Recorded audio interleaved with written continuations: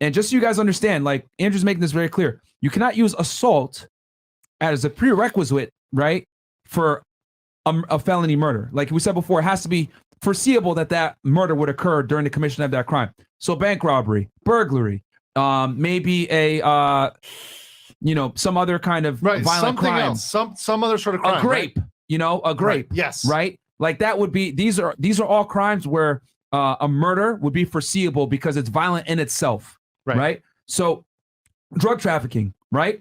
But something like this, assault, because it's an ambiguous, it's a fairly ambiguous charge, assault, because it could be anything, guys. Assault can be literally you touching someone can be deemed as assault in some places. Right. Yeah. Exactly. It could just be that you touch somebody. Literally tap somebody. So literally, the case. I'm assaulting Andrew right now on camera. Oh no! Felony murder. Felony murder. So actually, let me give a good example. Let me give a great example because this is the actual case, State versus Dorn.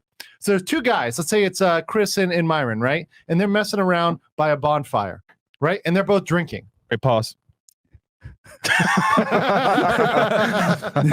So they're both drinking. Yeah. And Chris pushes Myron into the fire. Okay.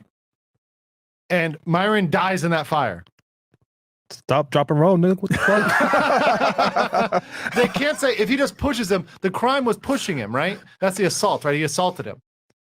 But he didn't intend for him to die in the fire, like to stumble drunkenly into the fire, catch on fire, and die. Yeah. Like you can't charge him with felony murder. You charge him with assault. Yeah. Right, because he assaulted him. And then if I die, manslaughter. It would almost be like if a drunk hoe was on the balcony and they get nudged, right? You're not intending for them to like stumble over and fall, 80 floors down into the, Biscayne Bay.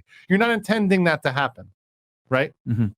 So once again, it would make manslaughter irrelevant. That's why they've got to not do this or get around this. This is a huge problem in how they charge. And just so you guys know, because I know some people might want to try to challenge that. Understand, guys, the precedent for this is called State versus Dorn. Okay, DORN, which basically set the case law precedent that you cannot assault is not a prerequisite for felony murder. Okay, guys. So that in itself was a fuck up that they used assault to justify a felony murder.